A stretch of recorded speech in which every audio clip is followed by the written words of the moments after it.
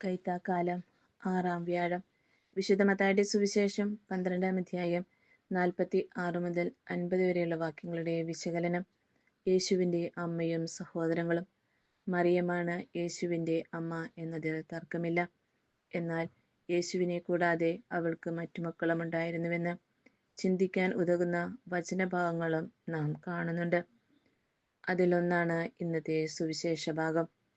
വിശുദ്ധ യോഹന്നാന്റെ സുവിശേഷം 2-ാം അധ്യായം 12-ാം വാക്യം. വിശുദ്ധ യോഹന്നാന്റെ സുവിശേഷം 7-ാം അധ്യായം 3 മുതൽ 5 വരെയുള്ള വാക്യങ്ങൾ.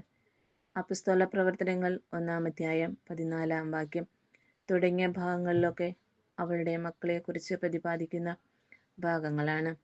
യേശുവിൻ്റെ സഹോദരങ്ങൾ എന്ന് പറയുന്ന ഈ വ്യക്തികൾ യഥാർത്ഥത്തിൽ ആരാണ് എന്ന് സുവിശേഷം താരതമ്യം ചെയ്ത് വായിച്ചാൽ വിവേചിച്ചറിയാവുന്നതാണ്.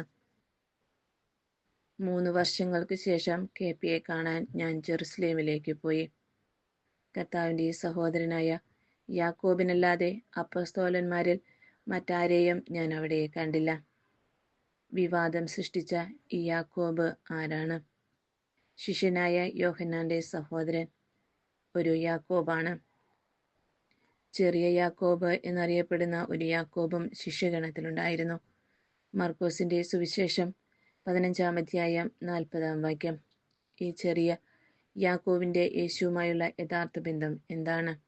മഗ്ദല മറിയവും ഓസയുടെയും ചെറിയ യാക്കോബിന്റെയും അമ്മയായ മറിയവും സലോമിയും അവിടെ ഉണ്ടായിരുന്നു. ഇവൻ ഹെൽപ്പയുടെയും മറിയത്തിന്റെയും മകനായിരുന്നു എന്നതിനാൽ യേശുവിൻ്റെ അമ്മയുടെ മകനല്ലെന്ന് ഉറപ്പായി. വീണ്ടും ഇവൻ മറിയത്തിന്റെ മകനും യാക്കോബും ഓസെ, യൂദാസ്, ശിമയോൻ എന്നിവരുടെ സഹോദരനുമായ മരപ്പണിക്കാരനല്ലേ? ഇവന്റെ സഹോദരിമാരും ഇവിടെ നമ്മുടെ കൂടെയില്ലേ? മാർക്കോസിന്റെ സുവിശേഷം 1-ാം അധ്യായം 3-ാം വാക്യം. ഇവിടെ പരാമർശിക്കുന്ന പലരുടെയും അമ്മമാർ ആരായിരുന്നുവെന്ന് മറ്റു വചനഭാഗങ്ങളിൽ നാം കാണുന്നുണ്ട്.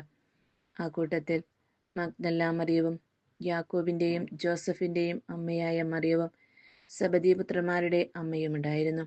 മത്തായിയുടെ സുവിശേഷം 27-ാം അധ്യായം 56-ാം വാക്യം. പരിശുദ്ധ കന്യാമറിയത്തിന്റെ ചർച്ചക്കാരിയും ബന്ധുക്കളുമൊക്കെയും മക്കളാണ്. സഹോദരങ്ങൾ എന്ന് സുവിശേഷത്തിൽ വിളിച്ചിരുന്നുവെന്ന് ഇതിൽ വ്യക്തമാണ്. മാത്രമല്ല, മറിയത്തിന് എന്തെങ്കിലും മറ്റു മക്കളുമുണ്ടായിരുന്നുവെങ്കിൽ കുരിശിൽ കിടന്നുകൊണ്ട് ആരാന്റെ മകനായ ഒരാൾക്ക് ഇതാ നിന്റെ മകൻ, ഇതാ നിന്റെ അമ്മ എന്ന് പറഞ്ഞ് മറിയത്തെ ഭരമേൽപ്പിക്കേണ്ടി വരുമായിരുന്നു. അതെ, പരിശുദ്ധ കന്യകാമറിയം അനാദി മുതൽ രക്ഷകന്റെ അമ്മയാകാൻ തെരഞ്ഞെടുക്കപ്പെട്ടവളും അമലോത്ഭവയും നിത്യകന്യകയും സ്വർഗാരൂപിതയും ഭൂസ്വർഗരാജ്യത്തിന്റെ രാജ്ഞിയും മനുഷ്യവർഗത്തിന്റെ ആവശ്യങ്ങൾ തിരിച്ചറിഞ്ഞ് സ്വർഗത്തിൽ തൻ്റെ പുത്രനിൽ നിന്ന് അനുഗ്രഹങ്ങൾ വാങ്ങിത്തരുന്ന ശക്തിയുള്ള മാതൃഹൃദയമുള്ള സ്വർഗീയ മധ്യസ്ഥയുമാണ്.